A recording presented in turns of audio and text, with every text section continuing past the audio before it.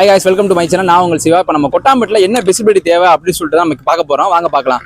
ஆனால் நம்ம கொட்டாம்பட்டில் என்ன விஷயம் உங்களுக்கு தேவை அதிகமாக தேவைன்னா நல்ல ஒரு படிக்கிறதுக்கு ஒரு நல்ல காலேஜ், ஒரு கவர்மெண்ட் காலேஜோ இல்லை ப்ரைவேட் காலேஜோ ஏதோ இன்னும் நல்லா அமைஞ்சுன்னா இன்னும் கொஞ்சம் ஊர் கொஞ்சம் டெவலப்மெண்ட் ஆகிறதுக்கு வாய்ப்பு இருக்குது. பல வருடங்களாக அது வந்து இல்லாமலே இருக்குது இந்த ஏரியாவில்.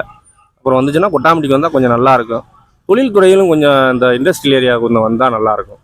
வந்தால் இன்னும் கொஞ்சம் ஊர் நல்லா டெவலப்மெண்ட் ஆகிறதுக்கு வாய்ப்புகள் நிறையா இருக்குது. ஆமாம், எனக்கு தெரிஞ்சு 38 வயசாகி போச்சு. இன்னும் ஊர் அப்படியே தான் இருக்குது. நீங்கள் சொன்ன மாதிரி பஸ் ஸ்டாண்டும் சந்தையும் தான் இருக்குது. இந்த ஒன்றிய ஆஃபீஸ் இருக்குது, அவ்வளோதான். வேறு ஒன்றும் பெருசாக ஒன்றும் இல்லை. காலேஜ் வந்தால் நல்லா இருக்கேன்.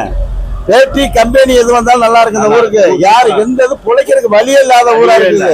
இந்த கம்பெனி ஏதோ காலேஜ் ஏதோ இருக்கிற கட்டினாங்கன்னா நல்லா இருக்கும். அரசியல்வாதி வந்து காலேஜ் வந்து பள்ளிக்கு போறவங்க, காலேஜ் போறவங்க, வேலைவாய்ப்பு போறவங்க, சித்தாள் வேலைக்கு போறவங்க, கொத்தனார் வேலைக்கு போறவங்க, இந்த ஊருக்கு மேலூர் மதுரை போறவங்களுக்கு பஸ் வர்றதே இல்லை. பஸ் வசதியும் கிடையாது.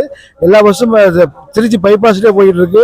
இதை பற்றி அதிகாரி யாரும் சரியான முறையான தகவல் கொடுப்பதில்லை. காலைல வாங்க 8 மணிக்கு வாங்க, 8 to 9 பாருங்க. மதுரை டு திருச்சி பஸ்ஸை பாருங்க. பஸ் ஸ்டாண்டுக்கு வாங்க, எவ்வளோ பயணி நிற்கிறாங்க, எவ்வளோ அவதிப்படுறாங்க. எங்கள் ஊர் கொட்டாம்பட்டி அதிகமான கிராமங்கள் உள்ள ஊர். 18-20 கிராமங்கள் சுற்றி உள்ள ஊருக்கு இதுதான் மெயின். திருச்சி மதுரைக்கு இங்கே வந்து பாருங்க. காலைல பெண்களும் ஆண்களும் எவ்வளோ பேர் காலேஜ் போகிறாங்க, எவ்வளோ நிற்கிறாங்க பாருங்க. இல்ல சும்மா தான் இருக்கிறேன். நாங்க இருக்கிற அப்புறம் டீ கடை வச்சுக்கிட்டு 4 வடையை போட்டு தெரியுறேன் எல்லாரும். ஆமா, பார்த்து அதிகாரி தயவு செய்து இதுக்கு ஒரு நடவடிக்கை எடுக்குமாறு முக்கிய தலைமையை கேட்டுக் கொள்கிறோம்.